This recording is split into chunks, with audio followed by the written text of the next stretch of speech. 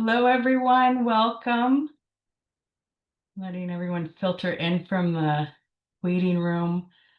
Really appreciate you all joining us this evening here in Connecticut. Maybe different times depending on where you are zooming in from or watching from. I really appreciate you all being here. To kick things off, I'll start with introducing myself. My name is Amber Walsh. I'm a Senior Associate Director for Admissions at the Yale School of Management. I'm also an alum from the class of '09, so very much empathize with being on the other end of considering an MBA. Excited for you all to start that journey. And I am also a first generation college student. So this session is near and dear to my heart as well, as many of you may be navigating and being curious about what it is like to consider an MBA. What does it feel like as a first generation student entering into a program? I think a lot of us come in with some of our own insecurities and wondering what it's going to be like and navigating all of this. And so I am just absolutely thrilled to be joined by three of our current students who are part of the first generation college student club at SOM. And they're going to be sharing some of their experiences with us. When you signed up for the program, you submitted some questions, so we'll go through a few of those. In terms of the format, the first 30 minutes or so are going to be recorded session where I will facilitate and ask some questions of our panelists.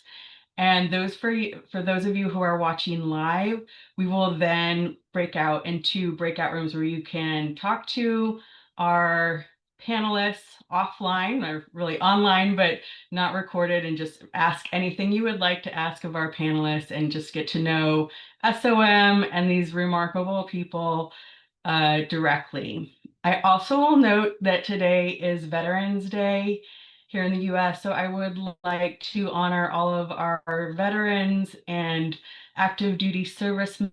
Our panelists. Saif is also a veteran, so really appreciate your service and you spending this time with us today.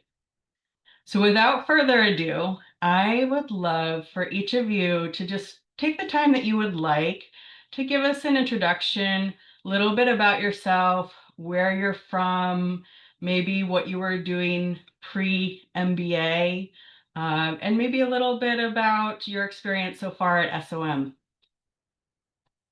Maybe Maria, would you like to kick us off? Yeah, I can go first. So, hi everyone. My name is Maria Fernanda. I grew up in New Orleans, Louisiana, but I was born in Bolivia and I immigrated to the US when I was 3. Prior to coming to B school, I was a chemist at Pfizer. So I am what you would call a non-traditional student.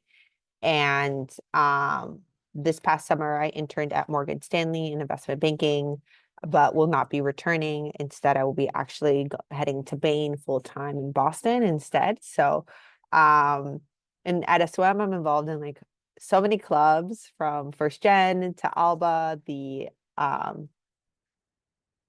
American Latin Business Association. Sorry, I always have to think about it. Consortium.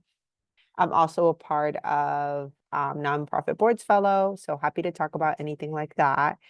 I do have a partner who is actually active duty Navy, and so he lives with me here in New Haven, also open to talking about that and navigating that context. And one thing that I'm looking forward to this upcoming year is actually engaging more with alumni in my second year. I think you spend a lot of your first year really recruiting, thinking through classes, like trying to get kind of your footing at the School of Management, but I'm really looking forward to connecting more with alums and going to more speaker series across campus. And I'll popcorn it over to Jose.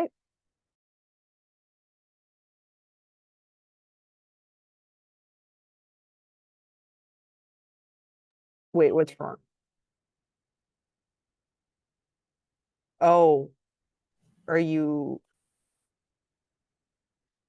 muted? Okay, Okay. can you hear me now? Yes. It was not allowing me to unmute myself, sorry. Hi everyone, my name is Jose Magana. I am from Los Angeles, California, which is where I was raised, originally from Guadalajara, Mexico.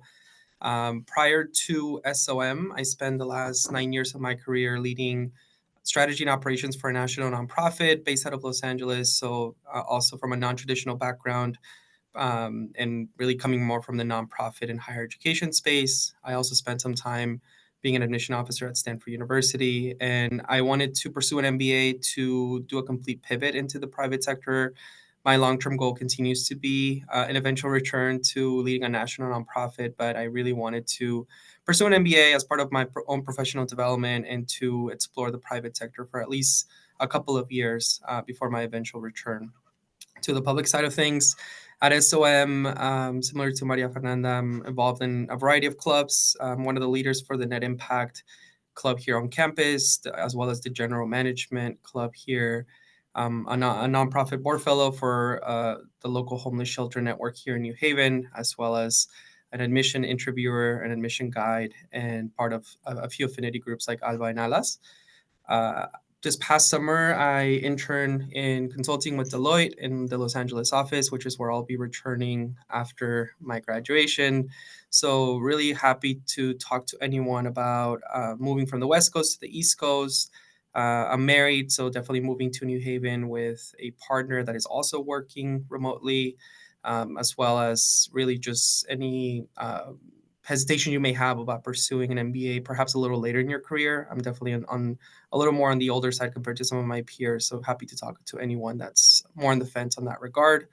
And in terms of this year, it's hard to believe that Maria and I are already graduating in about 6 months, but I'm really looking forward to exploring a few more of the non-SOM classes that are available to you once you get admitted.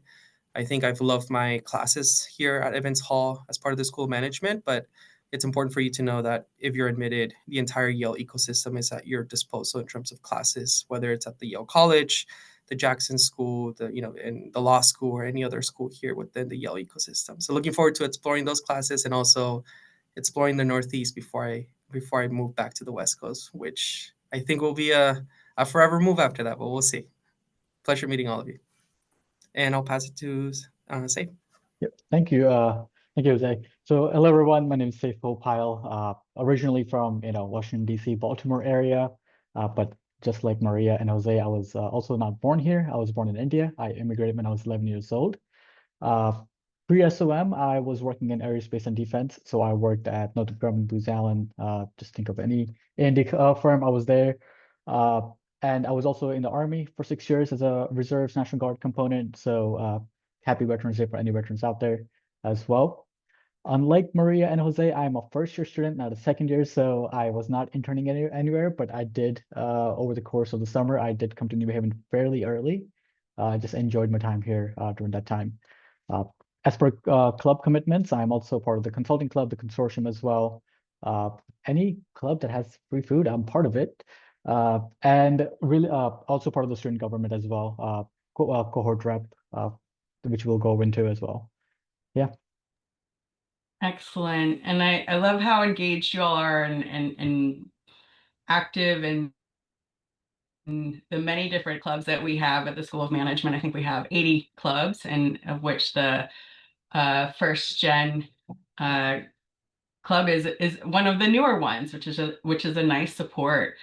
So I'd love for you all to talk about, I think people understand and expect the challenges that we face when we're entering into undergrad as first gen students. But it's also intimidating to enter into MBA program. There's a lot going on. There's an MBA is a broad degree with which you can do so many things across every sector, across every industry, and so many different functions within that. So there's a lot going on when you start as an MBA student, and even when you are thinking about applying. So I'd love for you each to share, what were some of the challenges that you faced when, as a first generation college student, kind of applying to and starting your MBA?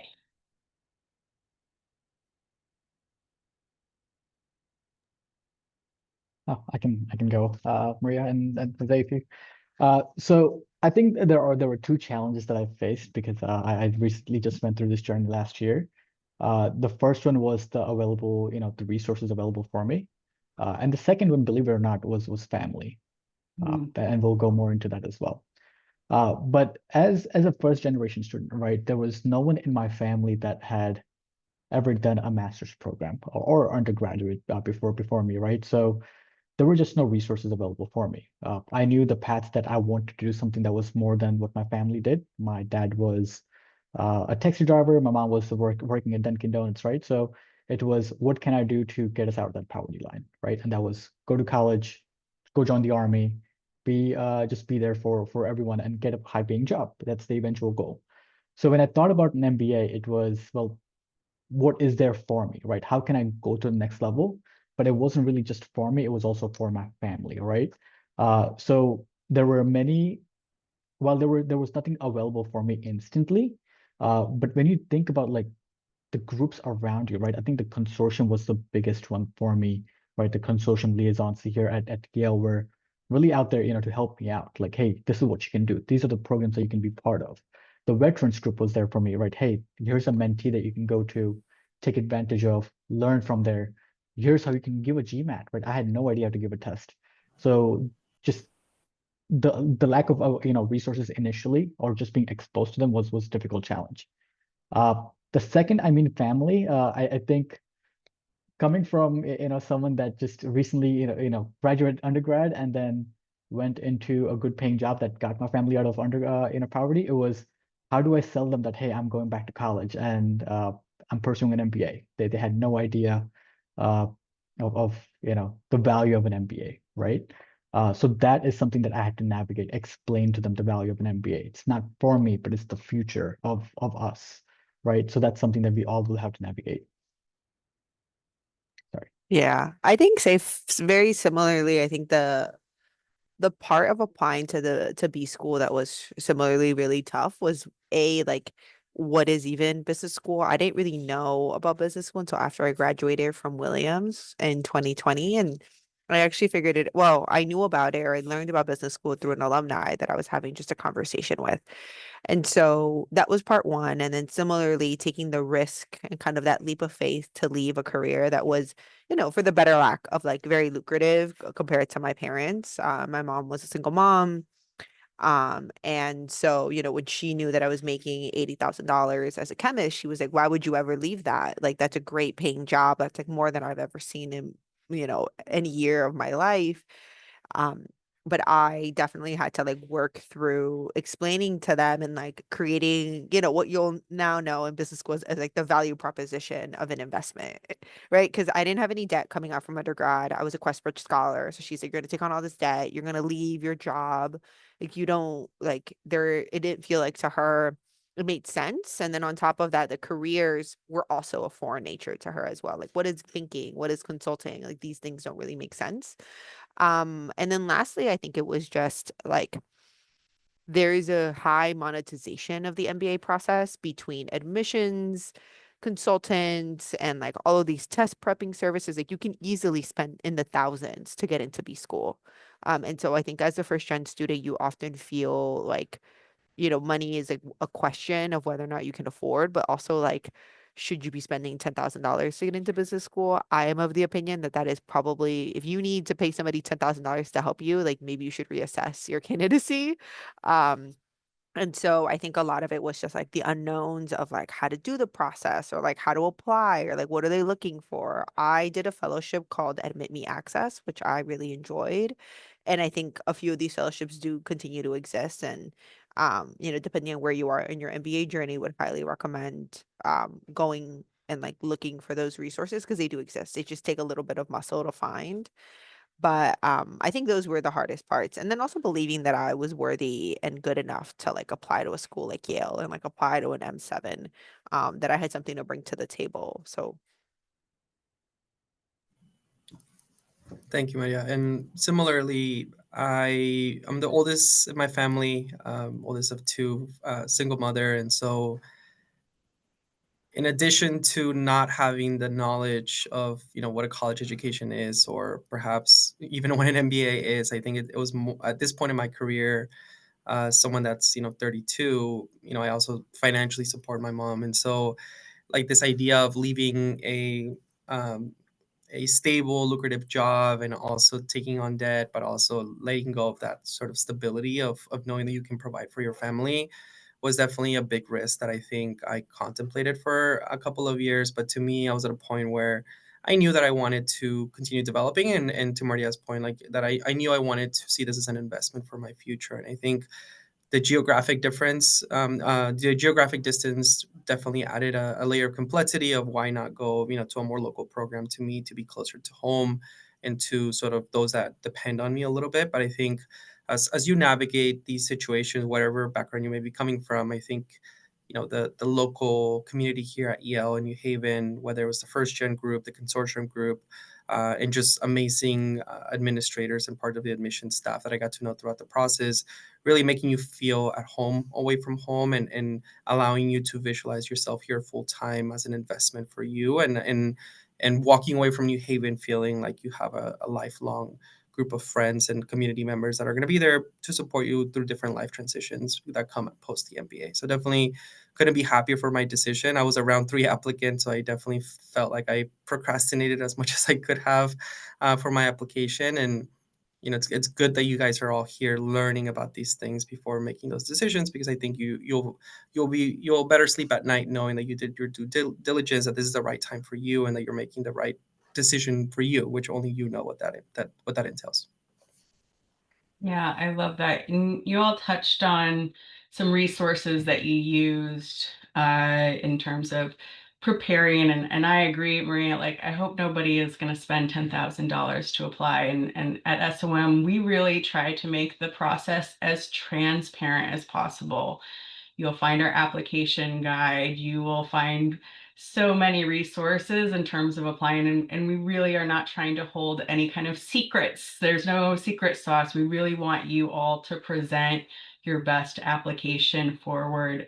And I love, I think one of the things that people love about SOM is our community culture, where people really do feel welcome and that they belong, and kind of those insecurities or imposter syndromes, I feel, kind of melt away once you are all in kind of the hot pot together, right? As a cohort, when you enter into the classes and you're all working really hard together as a group.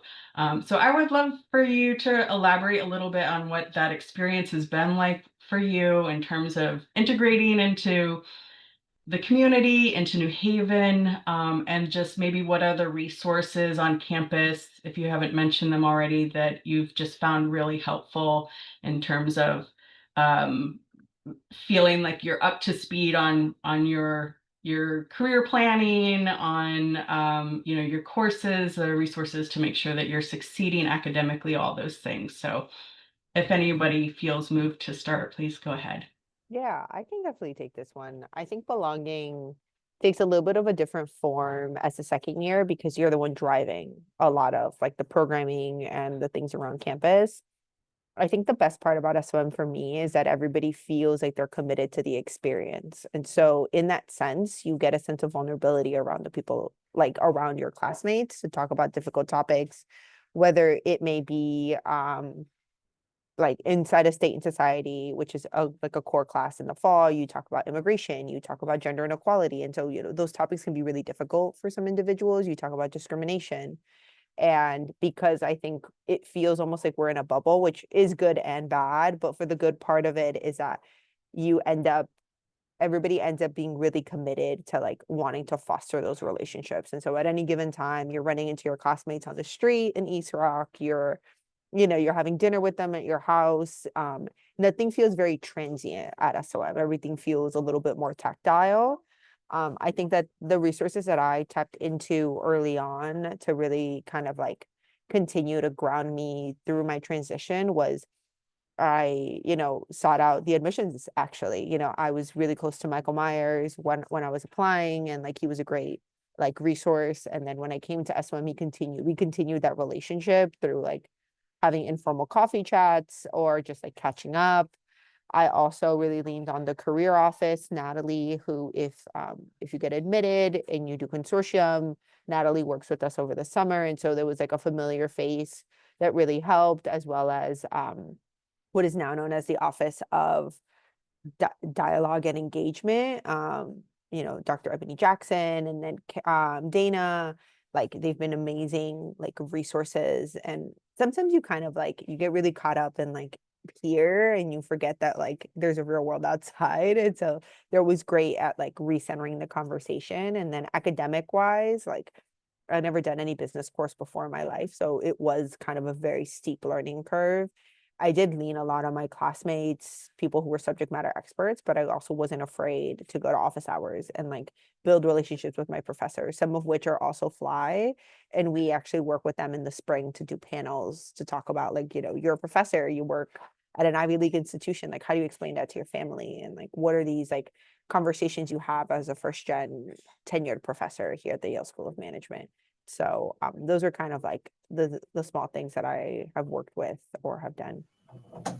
Can you, just before we go to you, like, do you mind just defining what fly is and maybe giving a little, yes, little definition? Yeah.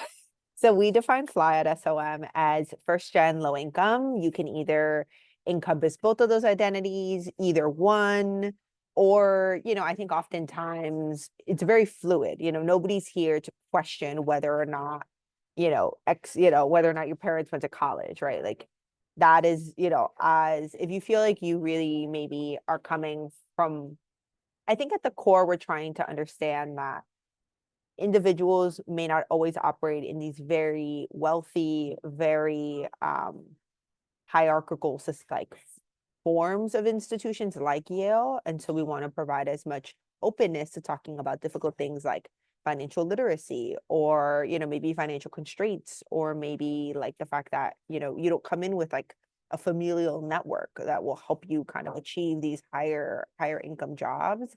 And it could be something as like trivial as like you haven't left the country for whatever reason, right? And so like those are experiences that maybe it's different than your classmates. And so we're really kind of like very open. We're also open to having allies, but that's basically how first gen it is. And currently we have about 81 members, of which 40 to 50 are active. And so we are pretty we work very well to like help create community through small group dinners, through panels, through affinity weeks, through treks. We've started this year a retreat in the fall, and then hopefully one in the spring.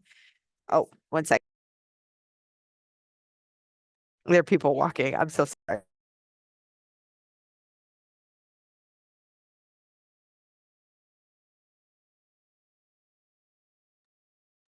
Today's Friendsgiving upstairs on the second floor. And so they've decorated SOM so that you can have Thanksgiving meal for those who have never experienced it before. So everybody's just coming down, so apologies. But yes, also happy to like answer any questions you may have about being fly. Some individuals, it's their first time that they kind of find out that they're fly when they actually arrive at SOM. A lot of our international family, this is very much like an American way of explaining not coming from wealth and privilege. And so we like, there are people that are just, understanding and discovering that identity for themselves. Thanks so much, Maria. And I'll pass it over to Jose, who I interrupted before, so I can continue his thought. Thank you. No worries at all. Patient. Thank you, Amber. And yeah, I mean, I think the topic of community and belonging is really important. For me, coming from a big city like LA, my wife and I were definitely intrigued by New Haven and just how it was going to feel to make that transition, not just like across coast, but like from a big city to what you can consider like a smaller town.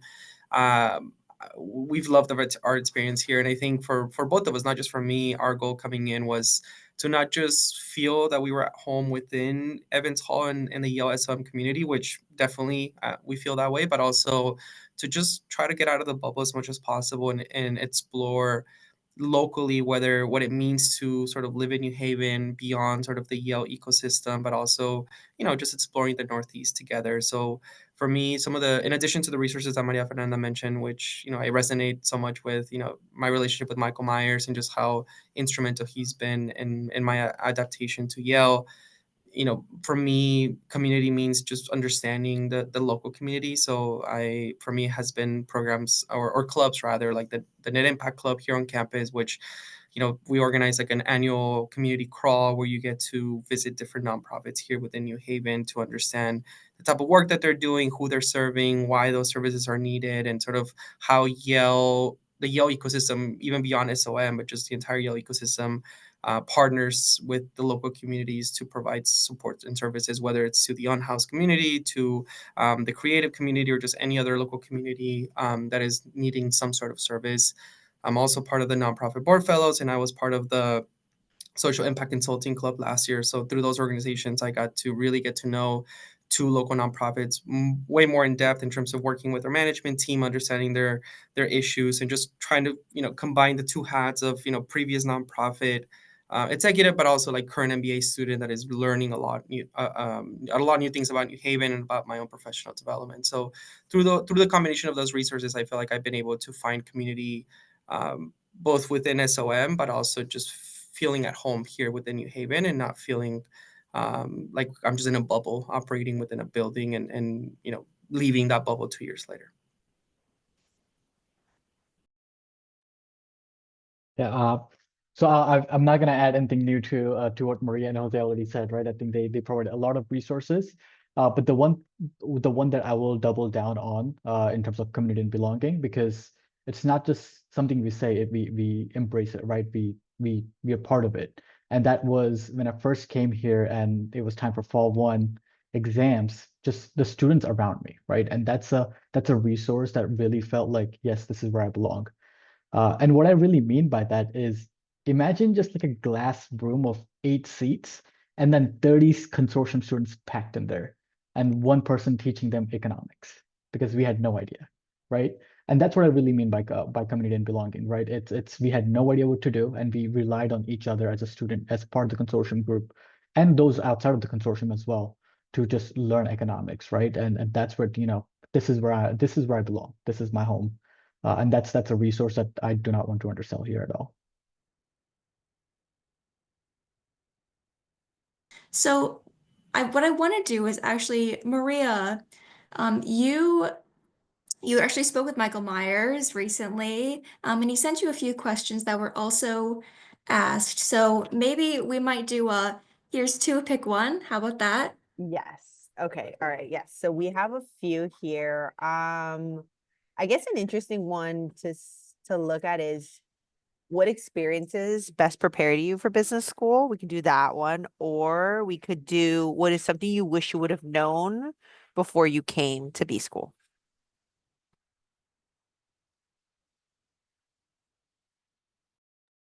I have thoughts on both, but would love to get Saif or Jose. You want to start, Saif?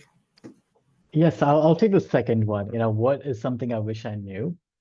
Uh, I'll start with, I guess the question in everyone's mind, I think that is regarding the career choices, right? And how that is going for me as a first year. So I'm recruiting for consulting, and something I wish I knew was how fast-paced things really are, right? Uh, that is something I really didn't understand. I was like, hey, I will come to business school. This is the recruiting. I will take it as slow as possible. Exams will come and go. I'll be ready. I will be ready for the interviews, and I will get a job. And hopefully I do.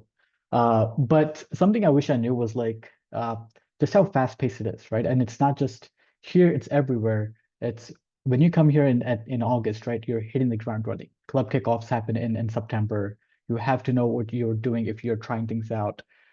You have to know your plans. You have to have a reason for what you really want to do in life or in internships, right? So companies will start trickling in. You have to have your coffee chats. So that is something I wish I knew before I came to, just so I had explored a little bit of that pre-SOM and not when I was here on campus. Like, okay, Saif, do you have your consulting story ready? I don't know. So I wish I knew that. Yeah, it's a great answer, Saif. And for me, I think the two questions are a little related, at least for me, in terms of what I unintentionally did before coming here that I think prepared me, but also wish I knew a little bit more coming in was one, just how important it is sometimes to say no. I think you're drinking from a fire hose here when you get here, and both professionally, socially, class-wise, club events, social events, there's at least 3 or 4 things going on every single day of the week. And I think if you're not able to sometimes just take the boundaries that you need for yourself and take care of yourself, whether it's sleeping more or taking the time to work out because you haven't worked out in 2 weeks since you got here, since it's been so crazy, or whatever that means for you, just the ability to really pace yourself and make this a customized experience for you and whatever that means. I think I wish I knew how important that was coming in, but thankfully I was able to navigate that a little bit better now that I look back a year ago and how insane the first few weeks were here. And then the second one was just really trying as much as possible to come in with a clear idea of what you want to do professionally with your MBA. Obviously, come open-minded for you to learn about new things and to truly explore whatever you eventually want to explore. But I think if you come in completely um, sort of without any preparation whatsoever as to what you want to do, I think it's going to be very easy for you to just start to follow what everyone else is doing. I think you come in week 2, people are in suits everywhere, and you're like, oh, they're going to an investment banking event or they're going to a consulting event or whatever that means. And if you're not interested in those field and you know that for yourself, then you just need to know that for yourself, right? Otherwise you feel like you're falling behind when in reality you're not. You just have a very different timeline for what you want to do. And so it's a balance of the two. Like, you don't want to be too rigid where you're missing out on life-changing opportunities that you truly never considered for yourself, but you also don't want to come in and put yourself in a situation where you're stressing yourself out about things that should not be relevant to you based on what you want to do for yourself. I think both of those answers really get at like the heart of what, like, kind of like the trials you will experience in your fall. I think I was really keen on what best prepared you for business school. For those of you who haven't read the book Grit by Angela Duckworth, I think uniquely being first gen is a huge strength, because one of the things that I think is really interesting when you come to the School of Management is that sometimes it feels like individuals here have never failed. The reality is business school is filled with failures, and you will also experience your share of them. But the question is, like, how will you overcome those? How will you like take your previous kind of like endurance, resilience, that thicker skin, and that grit that you bring to the table to kind of take you across the line? And over the weekend, I was like doing mock madness for the consulting, and somebody got pretty upset. And I wrote her an email after. She like did fine. And I was like, sometimes it's not who's the smartest in the room, who's the nicest, who's the prettiest in the room. It's the person who just has the most grit at the end, and like who just kind of like grinds it out. And so don't be afraid to lean on kind of like your lived experience. That will get you very far. It got me very far in banking. It actually kind of like was part of my value proposition towards the end when I was interviewing in my behaviorals, and they would ask me like, what makes you different than other candidates? And I felt like that was like a question for me to bring up my first gen identity and be like, hey, like, I came from somebody who didn't have a lot of resources. So who would you want to hedge a bet on? Somebody who's like very resourceful, was able to get just as far as her classmates and never had anything kind of handed to her? Or would you rather kind of hedge on somebody who's always kind of had a much more, probably endure their own tribulations, but like a very different framework of it all. And that like resonated a lot with alumni, and they like highly value that kind of like resilience and grit. And so, don't undersell who you are and the experiences you've lived before, because I think they're very foundational to giving you the strength to get kind of across the line.